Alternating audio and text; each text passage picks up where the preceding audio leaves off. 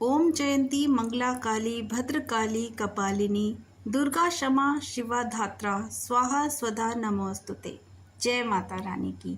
आप सभी भक्तजनों का स्वागत है।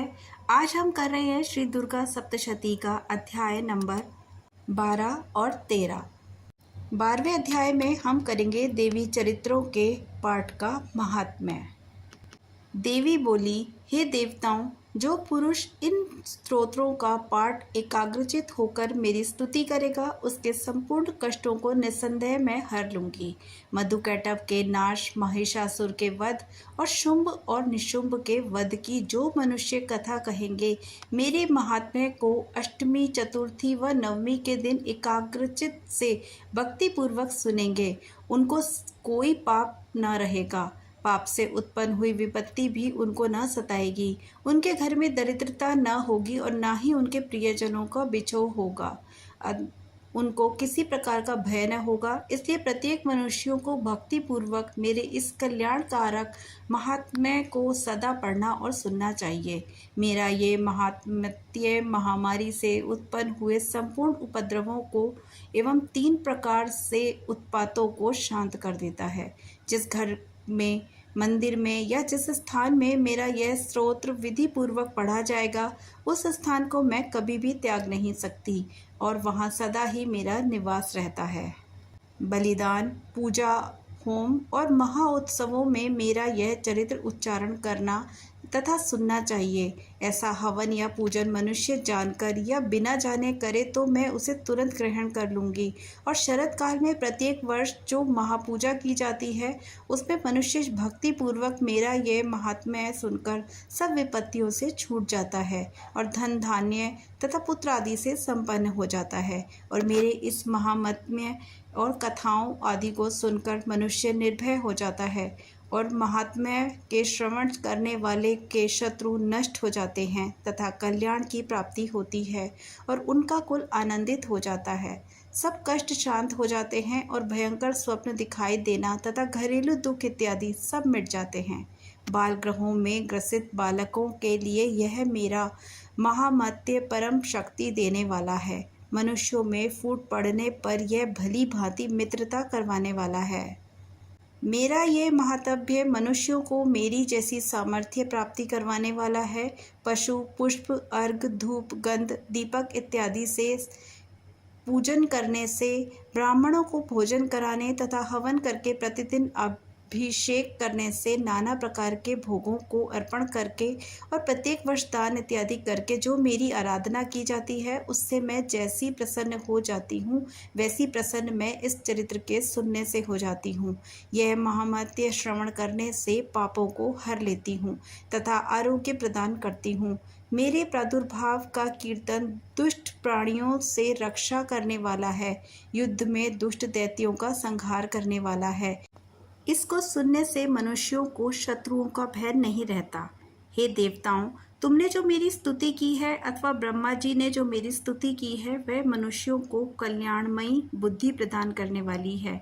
वन में, सूने मार्ग में अथवा दावानल से घिर जाने पर, वन में चारों ओर से घिरा हुआ या शत्रुओं द्वारा पकड़ा हुआ, जंगल में सिंहों से, व्याघ्रों से या जंगली हाथियों द्वारा पीछा किया हुआ, राजा के क्रुद्ध हो जाने पर मारे जाने का भय से, समुद्र में नाव के डगमगाने पर, भयंकर युद्ध में फंसा होने पर, किसी भी प्रकार की पीड़ा से पीड़ित, घोर बाधाओं से दुखी हुआ मनुष्य मेरे इस चरित्र को स्मरण करने से संकट से मुक्त हो जाता है। मेरे प्रभाव से सिंह, चोर और शत्रु इत्यादि दूर भाग जाते हैं और पास नहीं आते।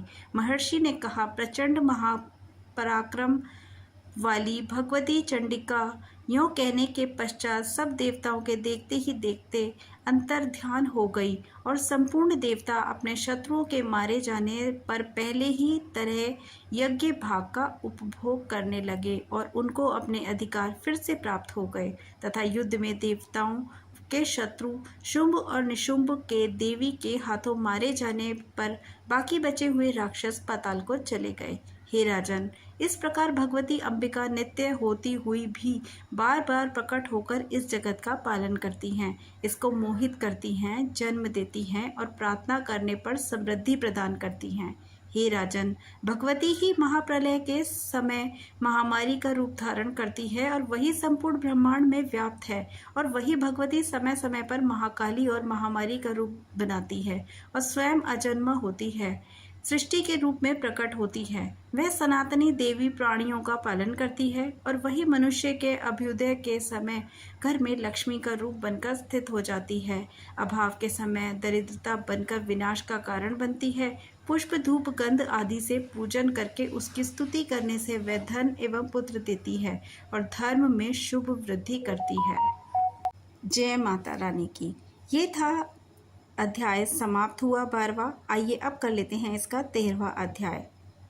13वें अध्याय में है राजा सुरत और वैश्य को देवी का वरदान। महर्षि मेघा ने कहा, हे राजन, इस प्रकार देवी के उत्तम महात्म्य का वर्णन मैंने तुमको सुनाया। जगत को धारण करने वाली इस देवी का ऐसा ही प्रभाव है। वही देवी ज्ञान को देने वाली है और भगवान विष्णु की माया प्रभाव से तुम और वैश्य तथा अन्य विवेकी जन मोहित होते हैं और भविष्य में मोहित होंगे। हे राजन, तुम इसी परमेश्वरी की शरण में जाओ। यही भगवती आराधना करने पर मनुष्यों को भोग, स्वर्ग या मोक्ष की प्राप्ति होती है।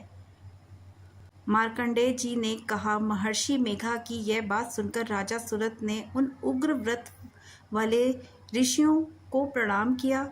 राज्य के छिन जाने के कारण उनके मन में अत्यंत ग्लानि हुई और वे राजा तथा वैश्य तपस्या के लिए वन को चले गए और नदी के घाट पर आसन लगाकर भगवती के दर्शन के लिए तपस्या करने लगे।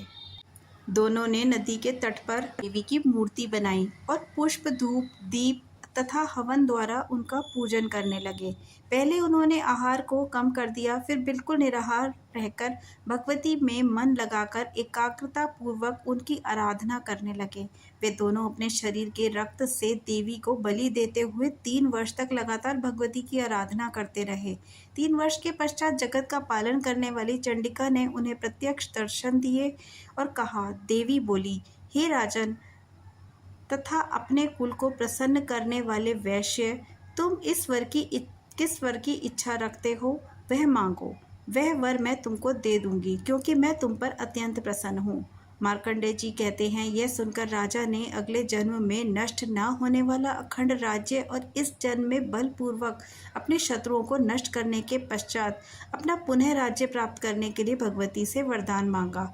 और वैश्य ने भी, जिसका चित्त संसार की ओर से विरक्त हो चुका था, भगवती से अपनी ममता और अहंकार रूप आसक्ति को नष्ट कर देने वाला ज्ञान को देने के लिए कहा। देवी ने कहा, हे राजन, तुम शीघ्र ही अपने शत्रुओं को मारकर पुनः अपना राज्य प्राप्त कर लेंगे।